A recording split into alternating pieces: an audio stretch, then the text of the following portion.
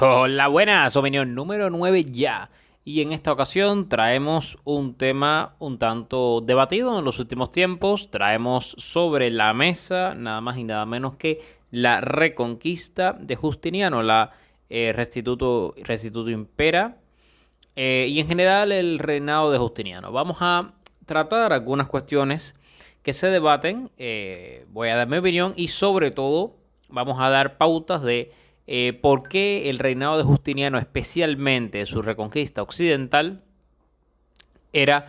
eh, vamos a ver la posición, pero yo creo que era predominantemente necesario dado el momento histórico del Imperio Romano de Oriente. Pero primero una pequeña introducción y sobre todo quién es Justiniano. Bien, tras la caída del Imperio Romano de Occidente, permanece, como muchos sabrán, en Oriente su mitad oriental, el Imperio Romano de Oriente con capital en Constantinopla. Es un imperio que, con tener una idea del Imperio Romano en la cabeza, ya se darán cuenta cuando hablo de mitad oriental a qué me refiero. Me refiero a Egipto, me refiero a Siria, me refiero a Anatolia, a la península de los Balcanes, incluida Grecia, y sus islas principales, Creta y Chipre, aparte de una colonia romana en el Quersoneso, actual Ucrania.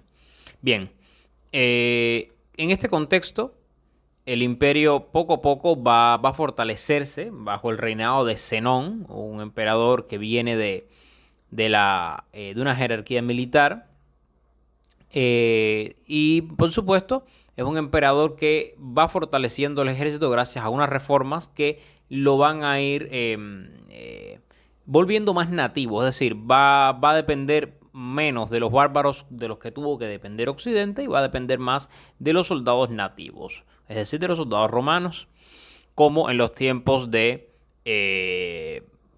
de Constantino, de Augusto, pero bueno, ellos también utilizaron bárbaros a diestra y siniestra. Como sea, el caso es que muere Zenón, llega del 491 al 518 el emperador Anastasio. Anastasio será un gran administrador y mejor economista, saneará completamente las arcas del Imperio Romano de Oriente, las llenará hasta arriba de oro, es en general uno de los mejores emperadores que va a tener el Imperio Romano de Oriente, hace reformas muy bien establecidas y lleva a cabo un juego de poderes en Occidente que va a provocar en primer lugar reasegurar el control romano sobre la península de los Balcanes, especialmente en la zona de Sirmium, frente a los ostrogodos, y va a provocar la destrucción del reino visigodo de Tolosa, que es el reino bárbaro heredero de Roma más poderoso de Occidente y cuyos territorios en las Galias serán perdidos por el reino franco. Es decir, el principal responsable de este juego de poderes que van a desembocar en la batalla de Boilie en el 507 será Anastasio I. Y toda esta serie de campañas llevará su video propio, pero el Imperio Romano no va a tener que meterse para que los bárbaros se maten entre sí. Bueno, tendrá que amenazar, ¿no? Porque por ahí estaba su flota hostigando cualquier intento de ayuda ostrogoda. Y bueno, muere Anastasio I. Hay quienes dicen que por un rayo que golpea el palacio, pobre señor, ya estaba viejísimo, tenía como 80 y... A ver, ¿cuánto tenía? Déjeme revisarlo. Tenía... si nació en el 430, murió en el 518, tenía 88 años, pobre señor. Pues claro, a esa edad, cualquier cosa te asusta y te mueres. Entonces, lo sucede Justino I, un emperador que pasa más o menos sin pena ni gloria, pero logra continuar el saneamiento de las arcas, logra continuar con las reformas militares en general, pues no hace gran cosa. Uno de los historiadores más importantes del siglo VI del Imperio Romano de Oriente, Procopio, habla de que era un señor que no sabía lo que estaba pasando a su alrededor, que no sabía ni escribir, que estaba ya medio senil, pero no, a menos que haya tenido una buena camarilla detrás, no se entiende esta descripción de un emperador que fue casi exactamente igual que Anastasio I, solo que tuvo que librar una guerra contra Persia, una guerra en la cual no terminó mal. O sea, bueno, las guerras contra Persia nunca terminan ni bien ni mal, simplemente terminan donde empiezan, excepto la última, que fue la más sangrienta. Como sea, le sucede a su sobrino, Justiniano el Grande. ¿Qué pasa?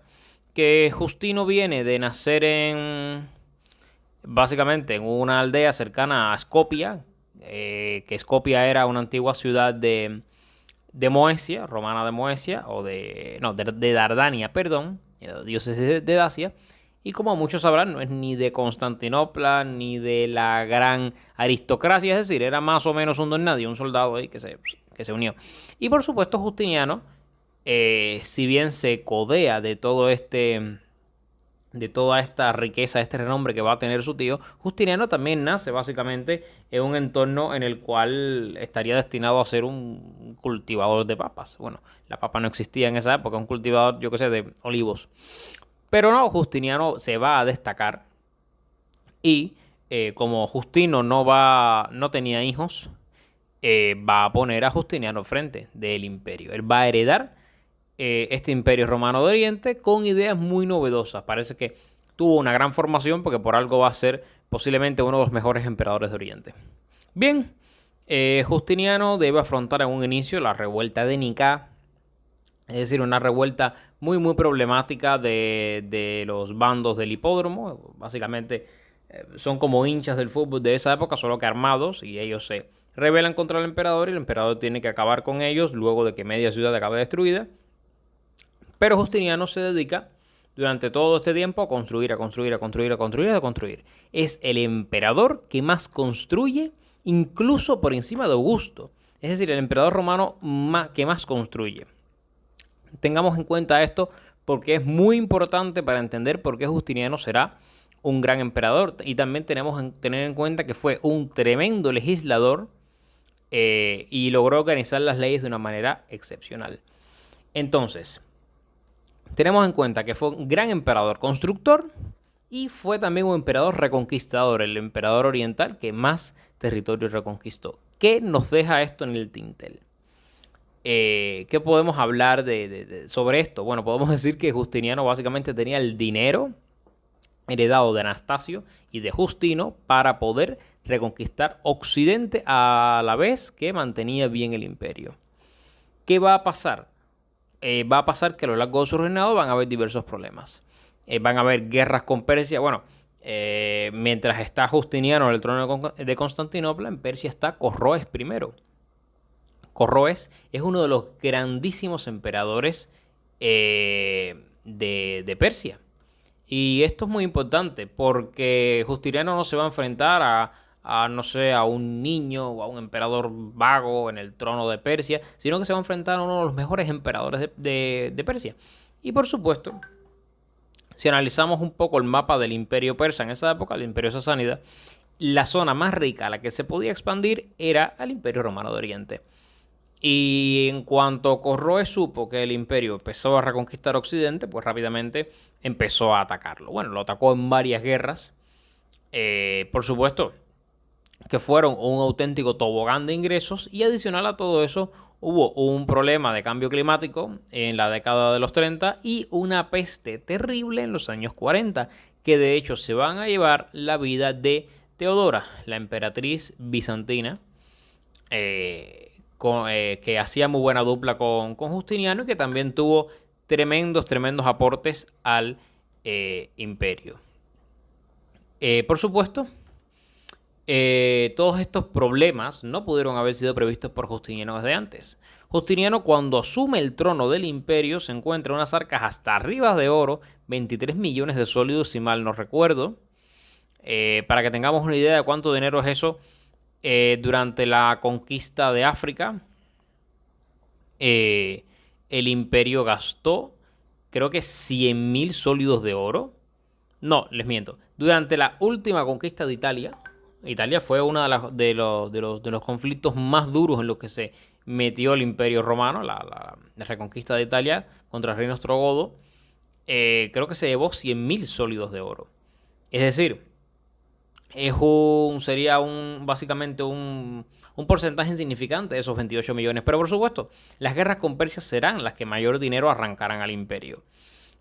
Justiniano logrará terminar la reforma del ejército iniciada por Zenón, al punto de que la caballería pesada asume un rol más importante, hay armas de excelente calidad entre las tropas, Se cuentan con menos bárbaros dentro del ejército, lo cual suele ser más confiable, aunque debido a la peste parece que volverán un poco de bárbaros al imperio.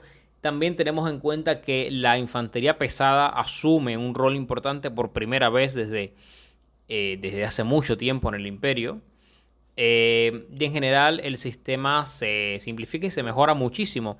De hecho, Justiniano, si mal no recuerdo, la entrada de oro en el imperio era de 5 millones de sólidos. Al final de su reinado será de 6 millones. Y también, por supuesto, el ejército aumentará. Creo que, si mal no recuerdo, en 250.000. Aumentará en 100.000 más que el ejército con el que se encontró en un inicio. Esto que nos dice también, nos dice que Justiniano logró cerrar su reinado. No, muchas veces se dice que logró cerrar su reinado con un imperio casi en crisis y no. O sea, el imperio seguía teniendo dinero. Los soldados seguían en sus puestos, había más soldados para defender Italia, África y Hispania, que fue lo que se reconquistó, y se había logrado derrotar a Persia de manera casi definitiva. Bueno, ya saben, definitiva de momento, porque los persas, aunque los derrotes muy duramente, 20, 30 años después ya están jodiendo de nuevo. Pero bueno, ¿qué nos dice esto? Nos dice una cosa muy importante. Que muchas veces se ha dicho y se oye por ahí que el Imperio de Oriente terminó en bancarrota por culpa de Justiniano. Pero si analizamos bien lo que pasa tras su muerte, vemos que el imperio está eh, intentando reconstruir Italia, que recientemente ha sido reconquistada. En África, África se está nutriendo de esta edad de oro bizantina dejada por Justiniano. En Hispania las cosas están tranquilas de momento, aunque bueno, después Leovigildo empezará a reconquistar algunas plazas. Y los Balcanes de momento están tranquilos gracias a una red de alianzas que había dejado Justiniano al momento de morir. ¿Qué es lo que va a ocurrir? Ocurre que su hijo Justino II, su nieto, su sobrino, va a estar un poco perdido. No va a saber dónde está parado. Y básicamente se terminará volviendo loco de tantas estupideces que va a hacer. Porque básicamente él por motivos que escapan un poco de la lógica, va a romper este sistema de alianzas y se va a ver inmiscuido en 5 guerras a la vez. O sea, el grueso del dinero que deja Justiniano en las arcas se lo va a comer principalmente él y en menor medida Tiberio II, que es su sucesor, que más o menos intentó apagar el fuego que él provocó. Y ya lo poquito que quedó se lo comió Mauricio en sus campañas. Que por supuesto Mauricio fue un emperador excelente y para revivir un poco este desastroso imperio que había dejado Justino II, tuvo que gastar todo el dinero que quedaba en las campañas balcánicas. ¿Qué nos dice todo esto? Nos dice que son los sucesores de Justiniano los que destruyen, especialmente Justino II, el que destruye este intento de mundo mediterráneo restaurado. Porque por supuesto, al provocar todo este descalabro en el sistema de alianzas, Justino II provoca uno de los fracasos, de los mayores fracasos que se le adjudican a Justiniano y que no fue culpa de Justiniano, y fue la reconquista de Italia por los bárbaros, en este caso ya por los lombardos, no por los ostrogodos. Porque los lombardos están tan tranquilos ahí en los Balcanes, pero al romperse este sistema de alianzas, los lombardos llegan a invadir Italia. Italia está muy débil, especialmente posiblemente por lo poco reconstruidos que deben estar los caminos, las ciudades muriéndose de hambre, la peste, la destrucción de los cultivos, que claro, Italia va a ceder casi de inmediato. Y los italianos, como están descontentos, tampoco se van a oponer demasiado a los lombardos. En general, a los italianos le caían muy mal los romanos orientales, especialmente porque nunca hubo dinero para reparar Roma y tras las guerras góticas Roma se dejó destruir de una manera brutal al punto de que era irreconocible algunos siglos después. Como sea, el caso es que esto es lo que va a suceder, pero principalmente hay que tener en cuenta un factor adicional y es que ya hablaremos de esto más adelante, pero poco después bueno, 80 años después de la muerte de Justiniano más o menos, empieza la edad oscura del Imperio Romano de Oriente y en general se acelera la Edad Oscura Europea. ¿Por qué? Pues por las invasiones musulmanas. Los musulmanes arrebatarán al imperio Palestina y Egipto, mientras que Asia Menor es continuamente saqueada, y mientras que Grecia y gran parte de la península de los Balcanes es tomada por los eslavos. ¿Qué nos dice esto? Nos dice que el imperio, el único sitio del que va a poder nutrirse para rechazar a los musulmanes y rechazar a los eslavos, no es Italia, porque que básicamente es un territorio cadavérico, no es Hispania, que ya no estaba bajo control del imperio, sino que es África. África es la provincia que va a salvar al imperio de esta debacle, y es la África reconquistada por Justiniano. Pensemos que si Justiniano no se aventuraba a esta campaña o le salía mal, el imperio pudo caer muchísimo antes de la época que cayó, y fue casi que un milagro que no cayese en el siglo VII, después de todo lo ocurrido. Entonces, básicamente es la riqueza de África y su grano el que va a mantener el imperio en orden hasta que, obviamente, ya a finales del siglo VII, con la destrucción y masacre terrible que van a hacer los musulmanes en Cartago, el imperio perderá definitivamente el control de África. Y de hecho, tras la caída de África, los musulmanes van a penetrar en Hispania, así que a los hispanos les convino que África no cayese y por eso se habla de tropas visigodas apoyando a los romanos en Cartago. Pero bueno, resumen, ¿estuvo bien la decisión de Justiniano de reconquistar Occidente?